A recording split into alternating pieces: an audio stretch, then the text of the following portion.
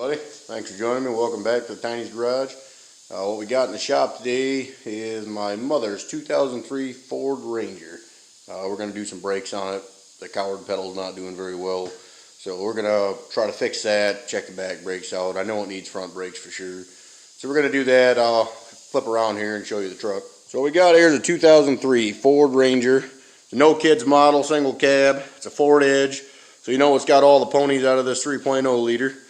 She's a four-wheel drive model. I mean, this thing's so badass, my mom tried to move a bridge with it. So what we're going to do today is front brakes. I know it needs those for sure. Probably check into the rear brakes, see how those are doing, see if they need replaced or not. I'm going to go ahead and get this tire off here, and then I'll bring you back and have a look inside. So along the lines of checking the brakes in here, we're just going to go through and check everything else. We're going to check the oil, transmission fluid, power steering fluid, radiator, windshield washer fluid. We're going to check the air in the tires. We're going to check all the Zerks fitting, make sure everything's greased up. I might not film a lot of that stuff. It's pretty monotonous stuff. Check the rear end, pull the plug out, make sure there's grease in that.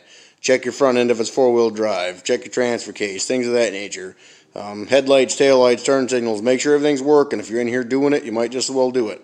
Make sure everything's working. That way if it's not, you can get it fixed. There is a couple of codes on that came on with the brakes. I think I can clear those off. I've got a cheap little Harbor Freight $20 scanner that'll clear codes. I can clear that. There's a check engine light code on. I'll check and see what that's about. The ABS light's on, like I said, about that wheels, that mouse chewed that line in half, so that's probably just going to come back on anyways. But we'll check into everything else, I don't think there's any major problems with it. It doesn't burn any oil or anything like that. Miles are pretty low on it, so we'll get at it. I got the wheel off. On first inspection, it doesn't look that bad. Rotor doesn't have any bad gouges or anything in it. Inside or outside, you can usually feel it pretty well. Don't do this when this is hot. That'll burn the hell out of you. But that all looks good. As you can see, a little bit inside of there. Probably looks like you got half a pad or so yet. Inside and outside looks good yet. Check your little rubber boots here, these little slides. Check those, make sure they're not all worn out, not all ripped or anything like that. But you got one bolt right there, comes out, and then on the bottom side you got another bolt right there. These are actually a 2-piston caliper. You can see inside of there now, and there's one there and one down inside of there. Some people will take a screwdriver in there and pry this open a little bit so that it takes some of the pressure off it. I usually do a little bit, but not too much, because I got a little tool that I'll show you in a bit that pushes them back in. But just check everything, check all your surrounding areas, your lines, make sure they're not all leaking or anything like that, not all corroded or busted or anything. So I'll get this off here and show you the pads in a second. Alright, I got the caliper off. Sometimes you'll have to wiggle it a little bit or pound on it with like a dead blow or something just to get it up a little bit. But and your pads just kind of set right in there like so. Check your clips, your little clips right here. Make sure that your clips are good. This is where the end of your pad is going to slide into. Make note of where they're at, and try not to knock those little clips out, because then you got to deal with that too. We'll get the little tool out and we'll push these calipers back in and get the brakes changed out. Pretty much just pop these off, put the new ones on. Probably grease your slides a little bit in here. These are supposed to move in and out. You'll see it moving a little bit in and out. That's what get your brakes back off of your rotor here, so that it doesn't lock up on you or anything. But just make sure those both move freely. Right, here's a little tool I was talking about. If you do any kind of work on cars, brakes whatsoever, and you don't have this little $10 tool, then I don't know what you're doing with your life, because this thing will save you so much hassle. This here's got a dual piston in it. So what you'd have to do with a single one, you just keep working it back and forth. Pull it off, put it in this side, put it in this side, put it in this side. You work them both back in.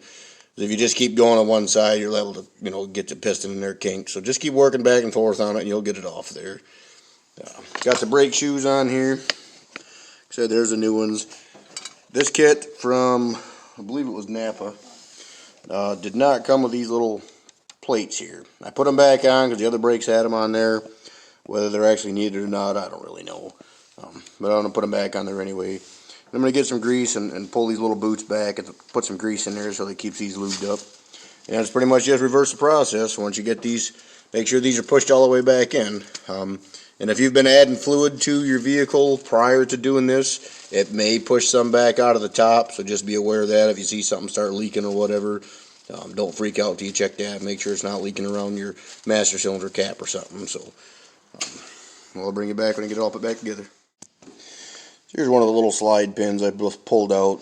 You can just pull that little rubber thing back right there. You can just pull it back and this pin will just kind of slide out. Just kind of sits in there. I can get in here and show you.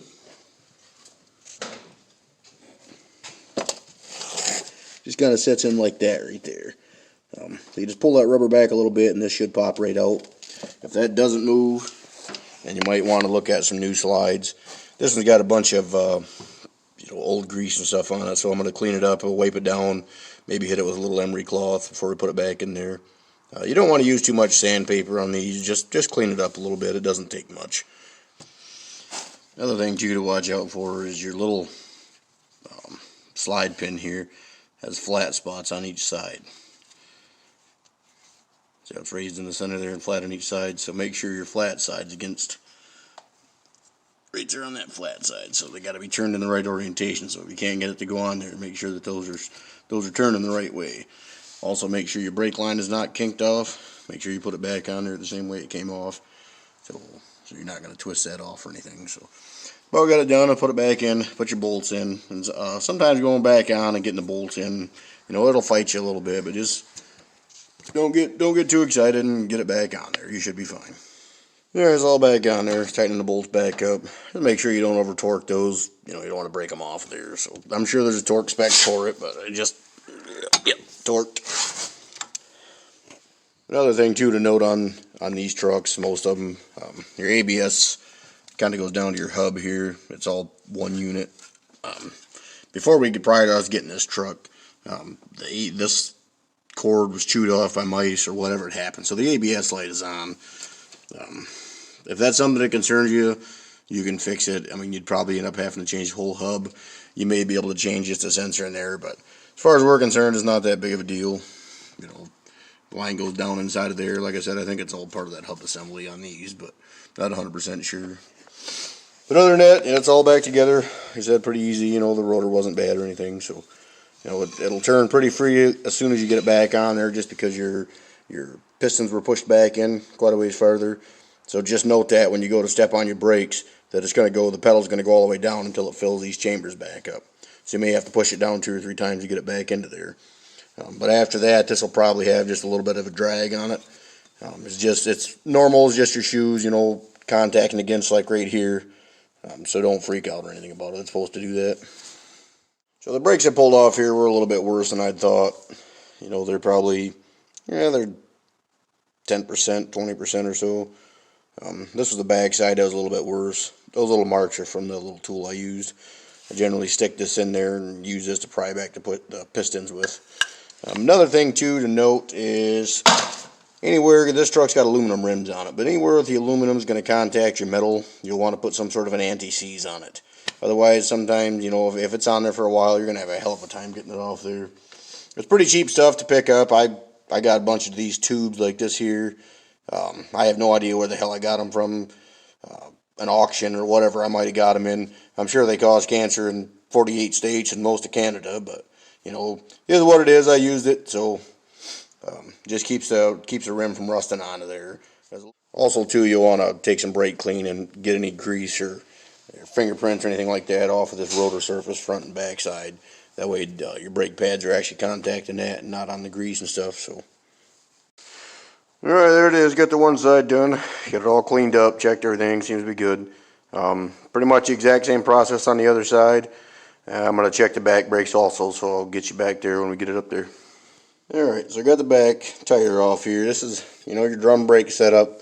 Pretty typical. I don't know, if any of these ever come with discs in the back or not, but sometimes, not necessarily on this truck, but some trucks, there's clips around some of these. I believe there might be a clip in some of these around here. There might be a set screw, something to that. A lot of times it's pretty much just kind of seized on there, or your emergency brake adjuster sometimes is hung up, so you might have to back it off, which is in the back side of there. There's usually a little rubber plug or something you can get in there with a screwdriver and turn a little wheel.